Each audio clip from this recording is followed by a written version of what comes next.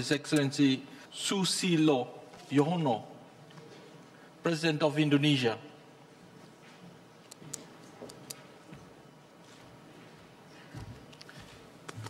Excellency, you have the floor. Thank you. Bismillahirrahmanirrahim. Mr. President, distinguished delegates, 110 world leaders did not come here to fail. Billions of world citizens pin their hopes on us. We have come here to do one job, to deliver a solid political binding agreement that would lead to a legally binding climate treaty in 2010.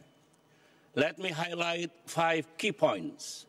First, our collective strategic goal is to limit the rise of global warming to within 2 degrees Celsius. On this point, there is no compromise.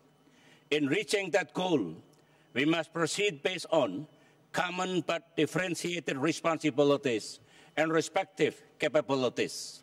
Second, I call on developed countries to fulfill their historic responsibility to slow, stop, and reverse global warming. They must take the lead that is expected of them and come up with ambitious targets. Indonesia believes this commitment should be around 40%, as required by the IPCC. And all the major industrialized countries, one way or another, have to be on board.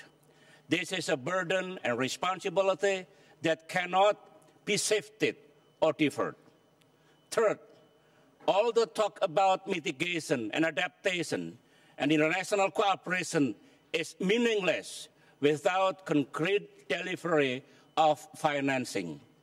The initiative for a fast launch fund at this conference is a good start, but I believe the proposed figure for the fund is too modest, considering at stake is the survival of humanity and our planet.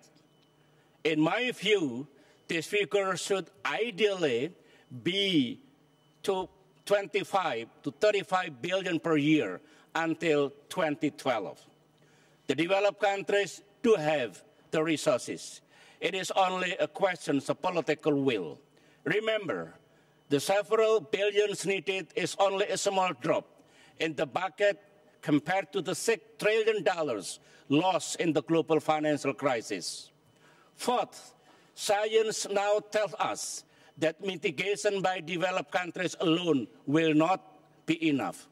Developing countries must also do more, and they must commit to a low-carbon development path so that they do not repeat the historical mistake of industrial countries and add to the climate problems. We have to be honest that there can be no climate solution if developing countries do not take part. In the spirit of thinking outside the box, in September this year, Indonesia declared emission reduction target of 26% from business as usual by 2020. This can be increased to 41% with enhanced international assistance. As a non-Annex I country, we did not have to do this, but we read the scientific warning of the IPCC. So we set our new reduction target because we wanted to be part of the global solution. And fifth, it is also in the spirit of thinking outside the box. I call on all of us, developed and developing countries, to be flexible on the question of MRV. Remember that many industrial countries that were legally bound by Kyoto Protocol to cut their emission did not deliver. And in fact, their emission only increased since. We must heed that lesson as we set our sight beyond Kyoto. MRV is not an outrageous idea. If we all set our respective target, we need to know if we are making progress in reaching those targets.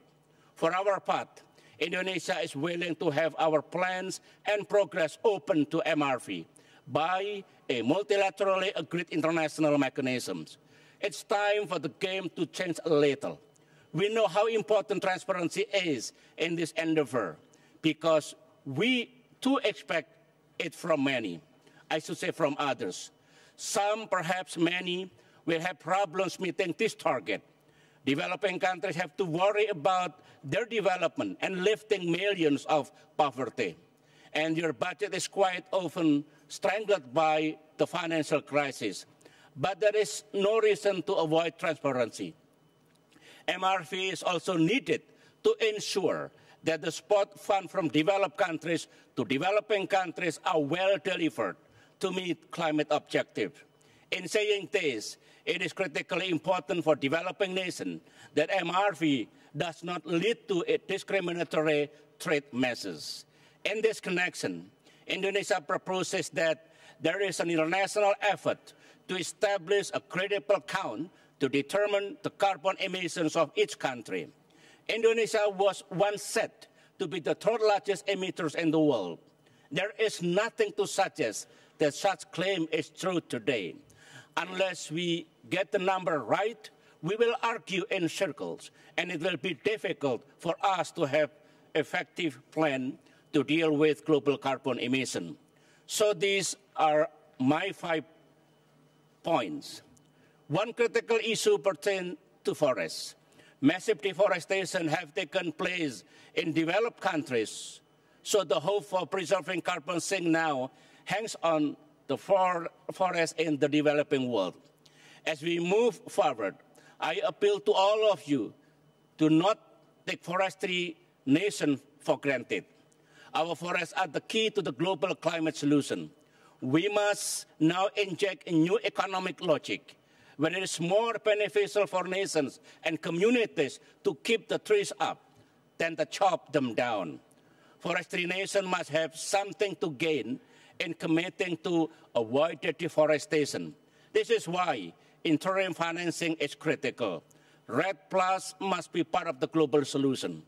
Indonesia has worked hard to promote creative forestry partnerships with Norway, the Republic of Korea, Australia, Germany, Great Britain, Japan, and others. We invite others to work with us in this important project to preserve and expand these crucial carbon sinks.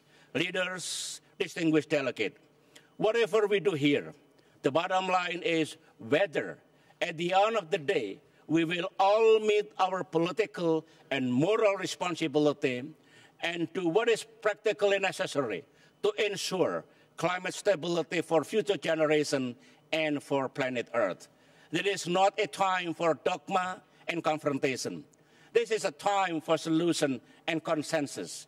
The only dogma that binds us here is human survival. So let's seal the deal here in Copenhagen. I thank you.